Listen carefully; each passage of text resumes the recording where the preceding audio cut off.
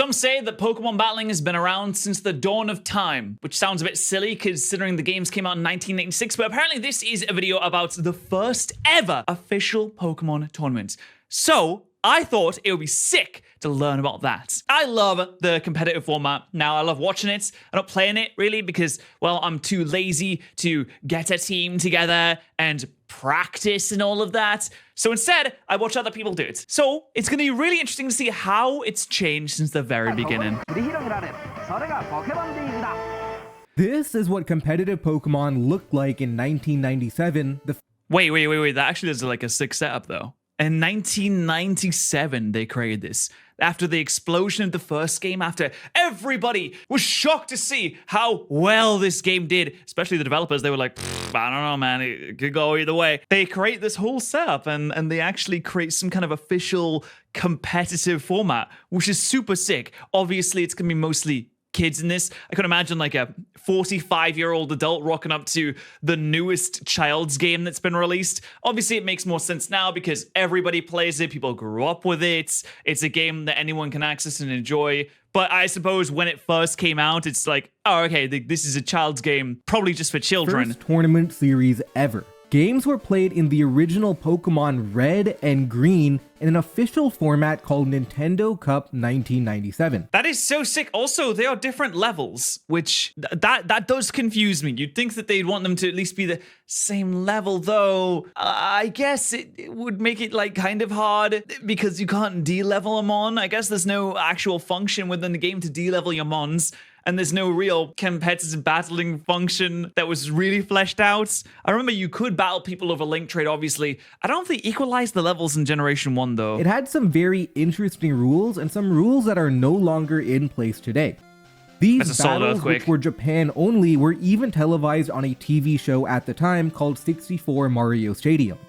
There's a TV channel called 64 Mario Stadium? What would they show on that on a regular basis? Like the Mario 64 speedruns? No glitches shown, all right? No glitches allowed. The footage has been lost to time, but we do have some remaining videos of those. What? That is so busy! That is ridiculous. I mean, I knew it was popular, but goodness gracious me. That's a ridiculous sized crowd. Tournaments, and we have written accounts and blogs of what happened and what the metagame was like. We can also compare the metagame to RBYOU, which is the Western counterpart. And now that it's been fleshed out for 7,000 years. It's actually interesting. Some Pokemon that are fantastic in Western metagames are pretty average in Nintendo Cup. The opposite is true too. And finally, at the end, we can take a look at what the 1997 champions team looked like, and we can see if it held up or not. Okay.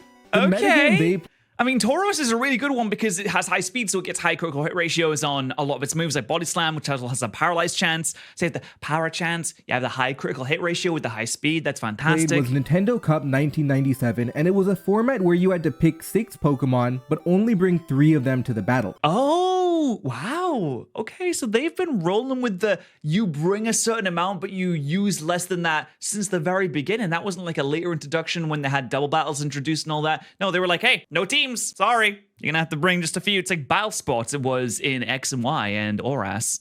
That may sound familiar to you because also, who's using Hypno over Alakazam? I'm sorry, like, does really Hypno over Alakazam? That is the current format that Singles uses in-game as well. On top of that, there was an interesting rule where the Pokemon had to have their levels add up to 55, with each Pokemon being between level 50 and level 55. Oh, what? Sorry, he says 55, but he actually means 155. Sorry, my big, fat, dumb, stupid face is covering this. So you pick 3 Pokemon and their levels have to add up to 155. Or maybe you could go under that, but you can't go over. So you could pick a level 51, a level 52, and a level 52, and that would add up to 155, but you couldn't have 3 level 55s, for example. It created an interesting dynamic where you had to choose how to level your Pokemon and how to build your team around these different levels. That is so interesting. I suppose it's like that because people wanted to use Dragonites. So it's like, okay, if you want to use Dragonite, you can have Dragonites,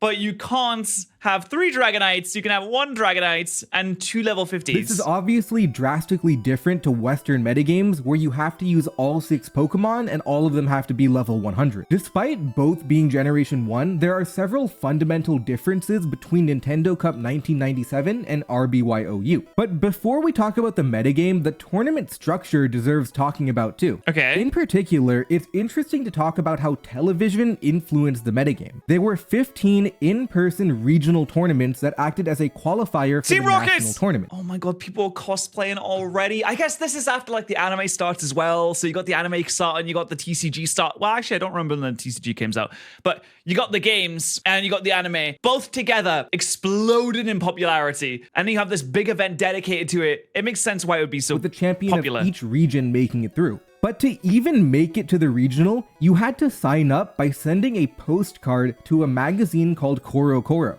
Oh my god, Koro Koro was around back then. For those of you not aware, Koro Koro used to be a magazine where we'd get leaks from the new games. So every time the new Koro Koro magazine would come out in Japan, people would try and get it early to see what new information about the Pokemon games would come out because they wouldn't even do trailers. Back when X and Y was going around, people getting ready for that to release, and Black and White 2, and even Oras, like they just wouldn't release trailers. Around Sun and Moon, they started to release a lot of trailers, but then you just had to go back. You had to look in a freaking magazine. You had to find out about Mega Evolution through some badly translated Japanese text. Wakarimasen. Then participants would be selected from a lottery amongst all the people who signed up. Sending in a postcard is a ridiculous sign-up method compared to tournament sign-ups today, but that's just how it worked back then. Interestingly, these qualifier tournaments had segments that were broadcast on a TV show called 64 Mario Stadium. We don't have most of the footage today, however, these segments were instrumental in the development of the metagame. Before Twitch streams and online ladders and Twitter, this was how information spread on a large scale, and watching the TV show was how you kept up with the latest metagame trends. I like where he's like subtly explaining how like TV shows work. I love this. It's like, for those of you unaware, back in the day, we didn't have your websites and your social media, your YouTube, your Reddit, Twitter, Facebook, none of that. We used television shows instead, in which information would be translated in real time through television screens. For example, Tauros is now regarded as the king of Generation 1, easily being the best Pokemon. But it first made its mark in 1997, where it swept an entire team on TV, and all of a sudden everyone started to realize how great Tauros was. Some things like Tauros' dominance remains constant even though metagames are different. Here are the several main metagame differences. For one, at a first principles level, metagames are often more offensive when there are less Pokemon in the battle. Because you have less Pokemon able to switch in, you have less defensive resources and offense becomes better. I guess people still using Chansey a lot though to counteract those like high psychic damage in mons. 1997 is like Starmie is walled by Chansey there. distinctly more Although Tauros just like makes mincemeat of it. offensive than RBYOU, and this is part of the reason why. Also, in the They have his weight and height in this. This is so funny. What did they have?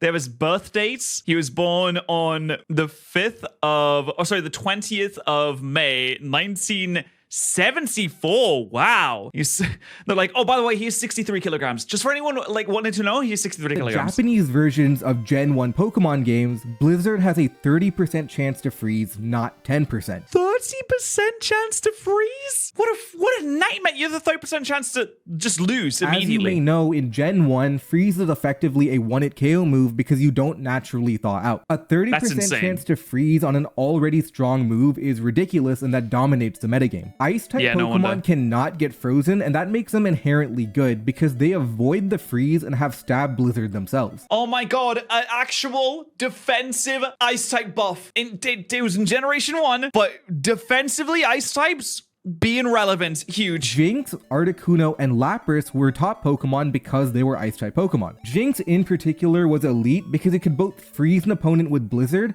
or put them to sleep with Lovely Kiss. So annoying. In Gen 1, sleep is almost equivalent to a one-hit KO because it lasts 1 to 7 turns and you can't move on the same turn that you wake up. 1 to 7 turns? And then, and then you essentially can just be put back to sleep again immediately. Articuno was the strongest Ice-type Pokemon and was used a lot, and Lapras, whose average in RBYOU was great as well. Lapras was one of the few tanky Pokemon who couldn't get frozen. But it can get put to sleep though, and then you just spam psychic moves on this. Additionally, unlike modern metagames, evasion strategies and one-hit KO moves were not banned. Double team spam was a very real strategy for several reasons. One is that in Gen 1, evasion modifiers were more powerful than in future games. If a Pokemon used a double team, then an attack's accuracy would be 66% instead of 75%. What? Why? So wait, +6? Oh my god, where would +6 put you then? That would be ridiculous. Evasion was also a strategy to overcome Blizzard spam. Because Blizzard Oh my god, double team and rest. I don't like this. I don't like this format. That's a bad only has format. 8 PP, you could try to handle it by handling it probabilistically by reducing the odds that it hits you in the first place. And most importantly, evasion is straight up a good strategy. It makes the game a little degenerate, but it's ultimately likely to lead to good outcomes. One-hit KO moves. But it can't be fun to watch, surely. If you just have Dugtrio go up. Wait, oh, Dugtrio gets minimized. Wait, does Dugtrio get minimized? Elevated Pokemon Is like substitute Dugtrio, as well? who's the fastest fissure Pokemon, and it also led to speed creep wars. There's so many turns that just nothing happens in this. You have sub, and you have evasion, and you have fissure. So there is just turns upon turns upon turns of just absolutely nothing happening at all. Like, this can't be good for viewing, One-hit KO surely. moves don't work against faster Pokemon, so it made sense to try and speed creep the mirror matchup. Oh, what? Wow, okay. One-hit KO moves don't affect faster Pokemon. Usually it's one-hit KO moves don't affect Pokemon that are higher level than you. Now, dude, speed is king in this. Speed has a higher critical hit ratio. Speed has good outcomes when it comes to fissure. Speed allows you to set up your double teams immediately, so you just can't get hit either way, regardless. Yeah, Jolteon, Dugtrio, no wonder Tauros is so good. Tauros is fast. These considerations influence what is a good Pokemon. Meanwhile, Tauros smashes through all of that. Tauros ended up getting the most usage back in the day. At level 55, it becomes your ace Pokemon, and it can run through a team with its sheer power with Body Slam, Hyper Beam, and good coverage moves like Blizzard. Oh, I forgot Hyper Beam works in a way where if you get a kill with Hyper Beam, you don't have a recharge turn in Generation 1. Oh no. It's good for the same reasons it's good in all of Gen 1. It's fast, it's strong, and it has a stab Hyper Beam. If you want to get a little cheesy, you can even use Horn Drill, a one-hit KO move too. Beyond that, many of the Pokemon you expect to be good are still good.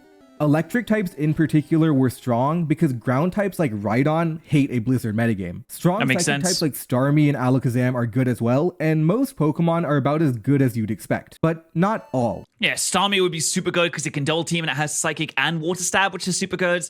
And then you have Recover on top of that, so you can restore your own health. Some Pokemon couldn't break through. Snorlax and Chansey, who are elite in RBYOU, ranged from average to good in the Nintendo Cup. Why is that? But before we talk about that, we should appreciate what it means to have the best Pokemon. Nowadays, everything is well documented and good Pokemon are easy to find. But back in 1997, physically getting the best Pokemon was a challenge in and of itself. Some Pokemon were difficult to catch, TMs were single use, and you had to be able Oh yeah, trying to get a Chansey in this game was an absolute nightmare. to link trade to get the Pokemon you need. You only get one TM per playthrough, so to get multiple of the same TM, you have to have the same. Wait, oh, how would this work? Because you can't trade items. had to trade for it or had a second copy of the game and trade with yourself. Wait, to get more items, you can trade items in Generation 1? I know you can't attach an item to a Pokemon. Can you just straight up trade items in Generation 1? I genuinely can't remember. I feel like in Generation 1, you can't get an item onto another copy. You can get a Pokemon onto another copy, but you can't trade it, though. In tournaments, we saw players make practical decisions, like a Lapras who had Strength instead of Body Slam. Body Slam is simply better than Strength, but it would have cost you a Body Slam TM. Articuno had a practical advantage because it learnt Blizzard via level up and you wouldn't have had to waste the incredibly valuable Blizzard TM. Additionally, can't you buy the Blizzard TM from the mods installed on City, or is that only on later games? Stat EXP, the equivalent of IVs and EVs today, were not fully understood back then either. No, we had DVs, so they still technically existed, but no one really, understood it. You may have figured out that two Pokemon at the same level can have different stats, and that trainer Pokemon are stronger than wild Pokemon. Look at him go, he's so happy. But you would have never engineered the exact mechanics, nor would you be creating perfect stat Pokemon. Most people at tournaments did not maximize their stats back then, and that would be unthinkable now. To perform well, you had to actually acquire the best Pokemon too. The champion, who we'll talk about at the end, had a good but not perfect understanding of that. Chansey and Snorlax are typically considered to be top Pokemon in Gen 1, but they're only average in this format.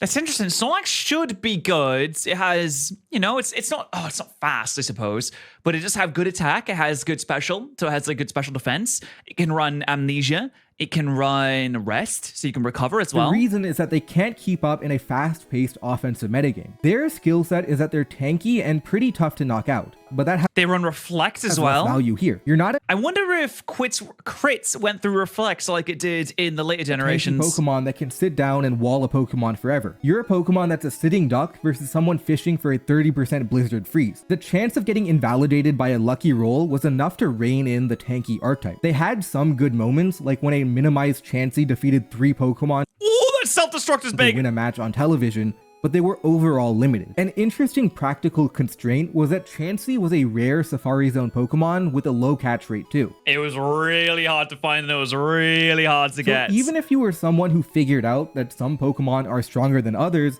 you may not practically have been able to find and catch a Chansey that has good stats.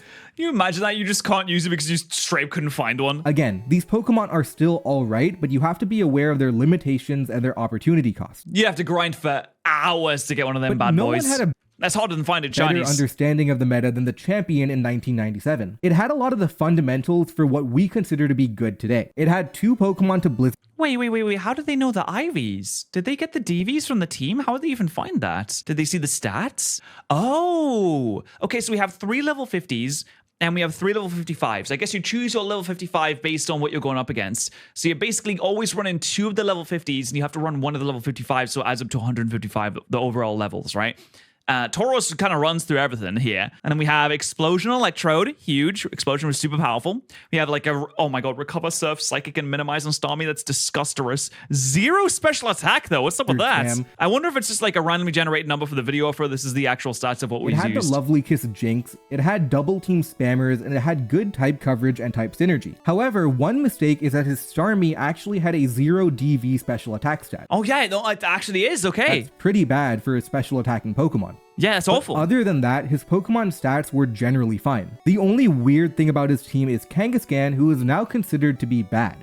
But on that team, it formed a pretty interesting dynamic as a sort of Tauros light. Kangaskhan which is weird because he already has a Tauros with essentially the same moveset, with the only change being Rock Slide that could be good against Articuno and Charizard, I suppose, and Moltres. Generally speaking, is a worse version of Tauros, but it did have Rock Slide to hit Articuno.